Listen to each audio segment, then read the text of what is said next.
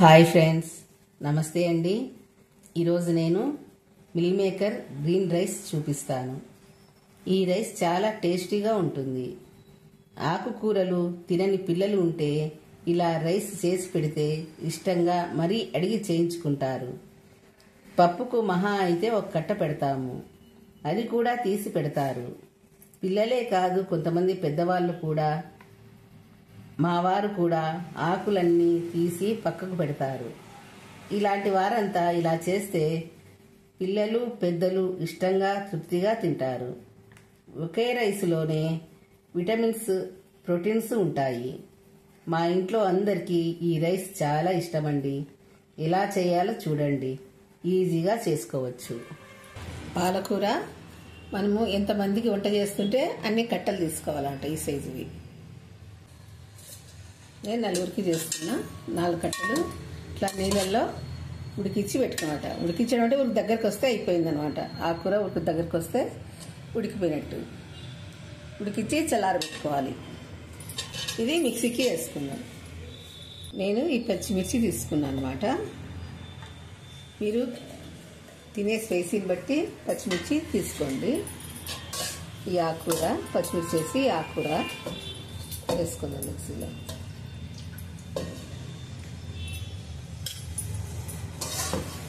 నీళ్ళు కొంచెం వేసుకోవాలి, ఎక్కువ వేసుకోకూడదు. మళ్ళీ కావాలంటే మళ్ళీ పోసుకోవచ్చు అనమాట.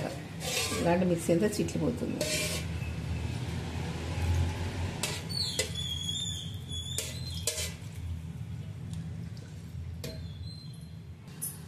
సాల్ట్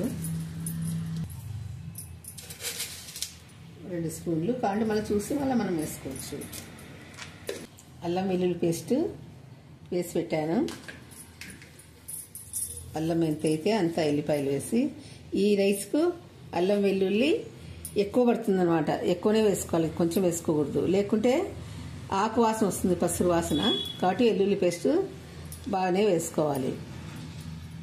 నేను ఇది వేసి పెట్టుకున్నాను అనమాట.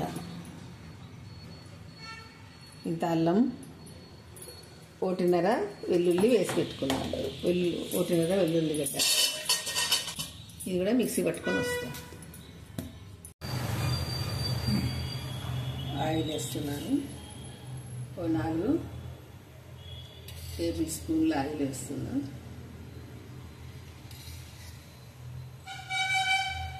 అల్లం వెల్లుల్లి పేస్ట్,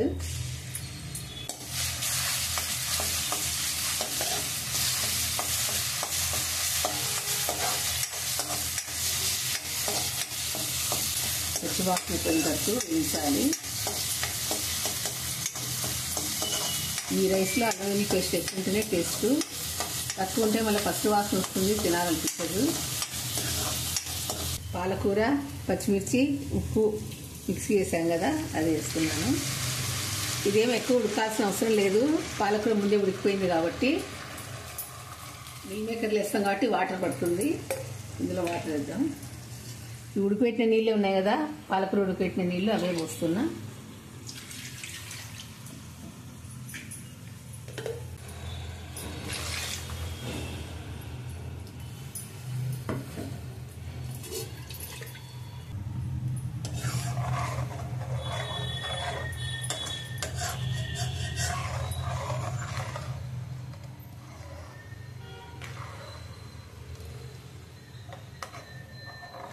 ఉడుకుతుంది. ఈ మిల్ మేకర్స్ ఇవి కడుగుదాము. ఇవి నేనేం లేదండి, మనకి ఇష్టం చిన్న వేసుకోవచ్చు. ఇవి అంత ఏం లేదు.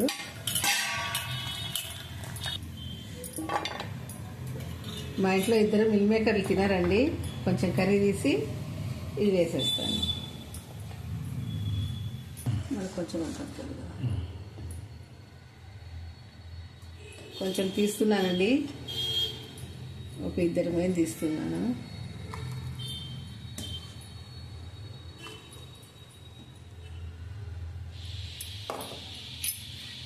ఈ మిల్ మేకర్లు వేసేస్తున్నాను.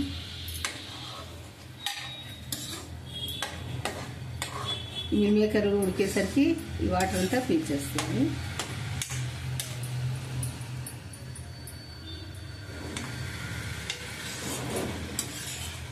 సన్నగా కట్ చేసిన కొత్తిమీర. ఇదండి, స్టవ్ ఆఫ్ చేద్దాము. ఇవి అంతా పీల్చేస్తుంది, వాటర్ అంతా పీల్చేస్తుంది మిల్ మేకర్. తర్వాత అన్నంలో కలుపుకుందాం.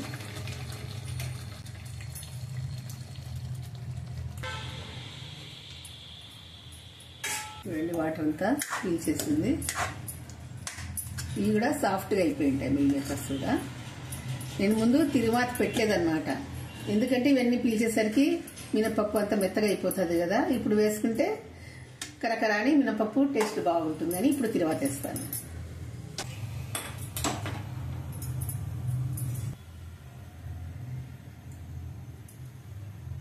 ఇక ఆవాలు, 1 స్పూను జీలకర్ర, మినపప్పు 1 స్పూను, 1 స్పూన్ వేసుకున్నాము, బాగుంటుంది.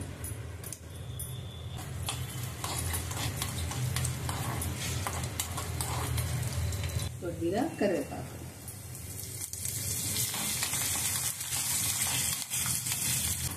మినపప్పు బాగా రోస్ట్ అయిన తర్వాత చూసి ఆఫ్ చేస్తున్నాను.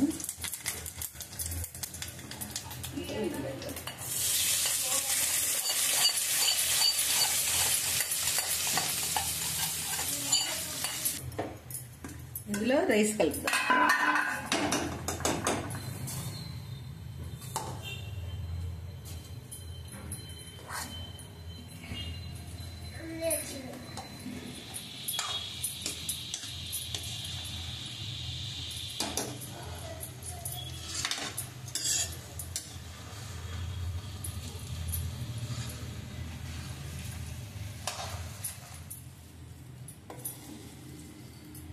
రెడీ అయిపోయింది, గుమగుమ ఉందండి.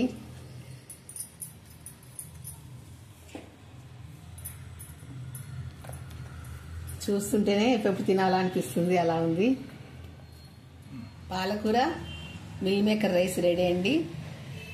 ప్రోటీన్స్, విటమిన్స్ అన్నీ ఉంటాయి ఇందులోనే. పిల్లలు కూడా చాలా ఇష్టంగా తింటారండి, చాలా టేస్టీగా ఉంటుంది. మీరు కూడా ట్రై చేయండి.